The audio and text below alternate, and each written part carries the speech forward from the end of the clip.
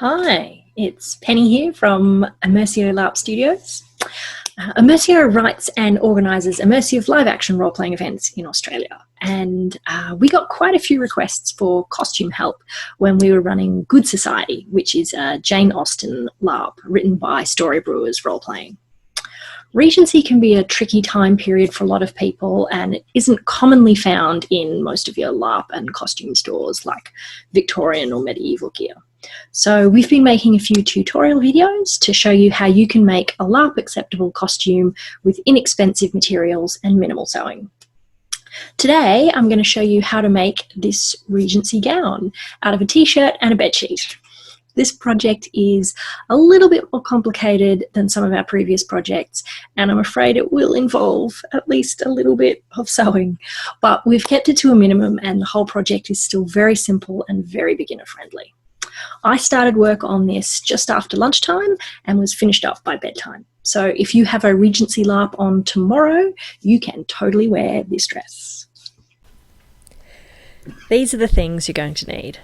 A plain cotton t-shirt. It should have sleeves. It doesn't matter if they're long or short, so long as it's got sleeves.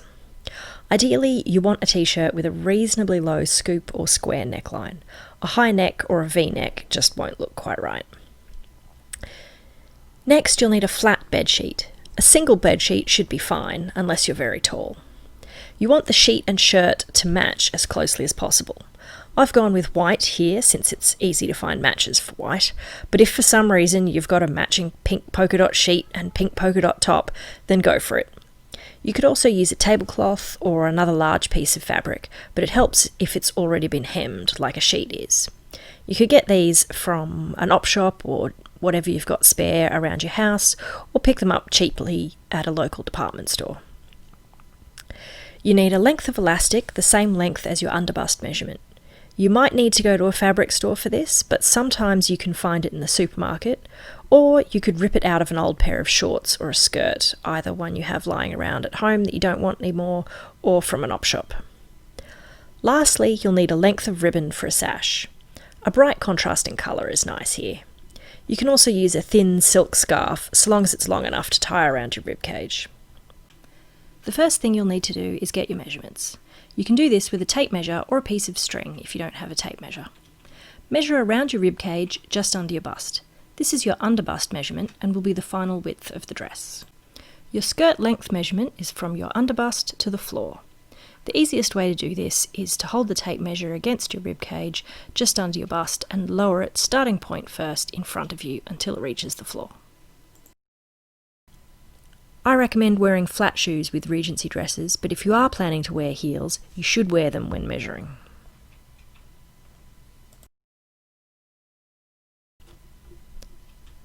The last measurement you'll need is the width of your elastic. You'll need this to work out how wide to sew the channel the elastic has to go in. If your sheet has a tag on it, like mine does, you might want to cut or tear that out. It's not strictly necessary, more of a personal preference thing. Once you have your measurements, you'll need to compare them against the measurements of your sheet and decide which way you want to fold it, lengthways or widthways. You'll need your folded sheet to be 2 to 3 times the width of your bust measurement. If your sheet is wide enough, you may be able to use the width of the sheet rather than the length and fold it top to bottom so that the length of your sheet ends up providing the length of the skirt. That's what I've done here. But if your sheet isn't quite wide enough for that, you may need to fold your sheet left to right, and then you'd probably need to cut a little bit off. This will initially seem to make your skirt too short, but we'll be able to fix that in a moment. Whichever way you fold it, try not to let the width be more than 3 times your underbust measurement. If it's too long, it's going to bunch up too much when we gather it with the elastic and it'll look bulky. If it's too short, say less than 2 times your underbust measurement, it won't gather enough and won't have the sort of fullness that we want and look pretty.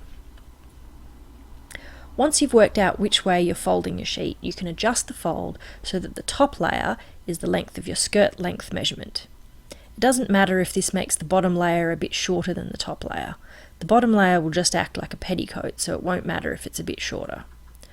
I'm fairly short, so my bottom layer is actually quite a bit longer than my top layer. In this case, we'll need to cut off the excess so that the bottom layer is the same length or a little bit shorter than the top layer. Once you've adjusted your folds, pin that fold securely in place. This will prevent your fabric from slipping around when your cat runs across it in the middle of your sewing. Once your fold is pinned securely, use a ruler and a pencil or some chalk to mark where you will need to sew to make the channel for your elastic.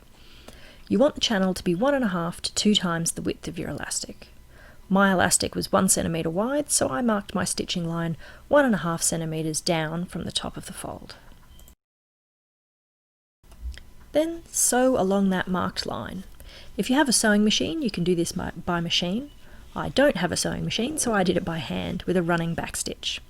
I've got a link in the comments and description down below to a great tutorial by Burnley and Trowbridge about how to do that stitch. Try to keep your stitches small and neat if you can, but don't worry too much if they're not perfect. This part of the dress is going to be covered up by the sash in the end, so any mistakes won't show. If you have to cut some extra length or width off your sheet, now is a good time to hem the raw edge. Just fold the edge over twice, pin it down and then sew it in place, either with a sewing machine, a straight stitch or a hemming stitch by hand. This is going to be the hem of the inner layer of the petticoat of your dress and won't show when you're wearing it, so it doesn't matter too much if it's not the neatest sewing in the world. Next is the back seam of the skirt. Fold your skirt in half, left to right, line up the edges and pin them together. Make sure that you are sewing this so that the inner petticoat layer of the skirt is on the outside and the longer outer layer is on the inside. We'll turn the skirt back around the right way later. You should be pinning together 4 layers of fabric, at least at the top. If your petticoat layer is shorter than your outer layer, you might only have 2 layers towards the bottom of your skirt. Also, make sure that you leave the channel for the elastic free. You don't want to accidentally close that up when sewing your seam. Once it's pinned, you can sew it up by machine or by hand with another running backstitch. Next, we're ready to insert the elastic into the channel in the skirt. First, check that your elastic is the same length as your underbust measurement and trim it down if necessary.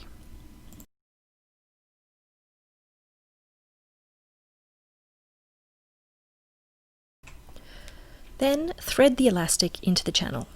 The easiest way I find to do this is to pin a safety pin to one end of the elastic and use that to thread it into the channel.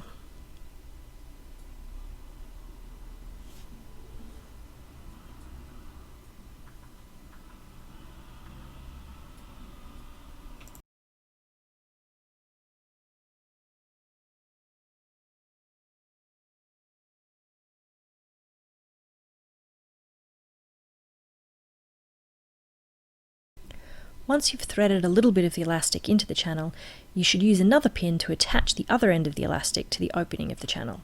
This way you won't end up losing your elastic inside the much longer skirt channel. Not that I've ever done that. Once you've done that, you can continue threading the elastic through the channel with the pin. Bunch the fabric up over the pin and pull it through in small sections.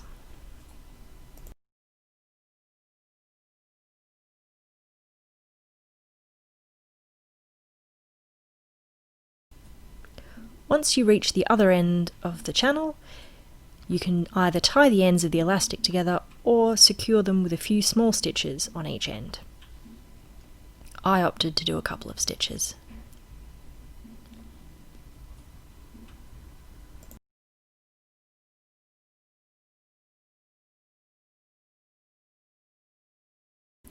Next, you'll need to mark on your t-shirt where you want to attach the skirt. Put your t-shirt on and use a pencil or some chalk to mark the line of your underbust where the skirt should attach.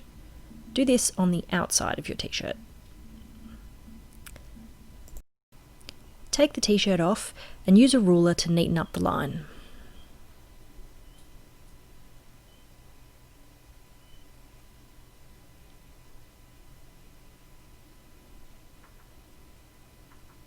While you're at it, you can use that ruler to check that the line is an even distance away from the shoulders of your shirt to make sure it's straight.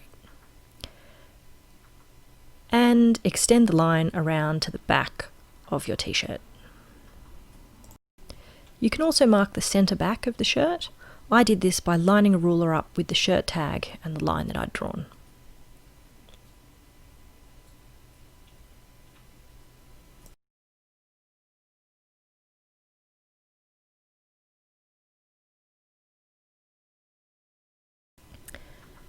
Then turn your skirt right side out so the outer layer is on the outside and the inner petticoat layer is on the inside, and tuck your t-shirt into the top of your skirt, lining up the centre back mark and that back seam of your skirt.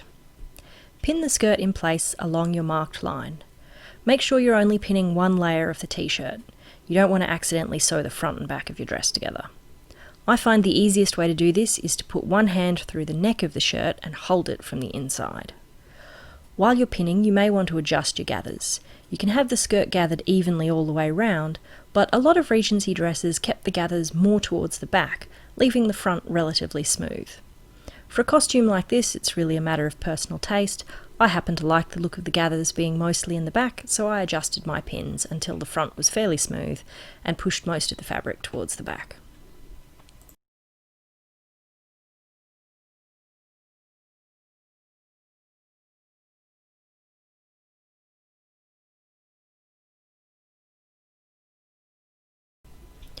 Once your skirt is pinned into position, you can sew it in. Again, you can do this on machine or by hand with a running back stitch. It's going to be covered up with a sash, so it doesn't matter if the stitches aren't too pretty, but try to keep them relatively even and straight on your sewing line. Again, make sure you only sew one layer of the t-shirt. You don't want to accidentally sew your dress shut. It's also best to just sew the skirt fabric, not the elastic itself. This will allow the elastic to stretch when you put the dress on and take it off. This seam is going to support the weight of the skirt, so it's important that it's reasonably strong. You might want to do 2 lines of stitching, one on either side of the elastic. Sewing anything that's gathered like this can be a bit fiddly. Take your time and be patient with it. Stop and start as you need to, and try to keep your stitches small and even. Your time and patience will be rewarded with a dress that holds together better and looks smoother. Your Regency dress is now basically done. Try it on and indulge in a twirl or two. Tie a length of ribbon under the bust to hide your stitches. If you're worried about the sash slipping, you could secure it with a few small discreet stitches, but I've just tied mine. Accessorise with a stole or shawl and go and get your Mr. Darcy.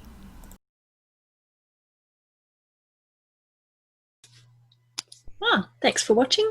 If you enjoyed this video, give us a like and a subscribe. That'd really help us out. You can also visit our channel for our other Regency costume tutorials. If you'd like us to make more cheap and cheerful costume hacks, let us know in the comments below. We're particularly interested in your suggestions and requests for new tutorials.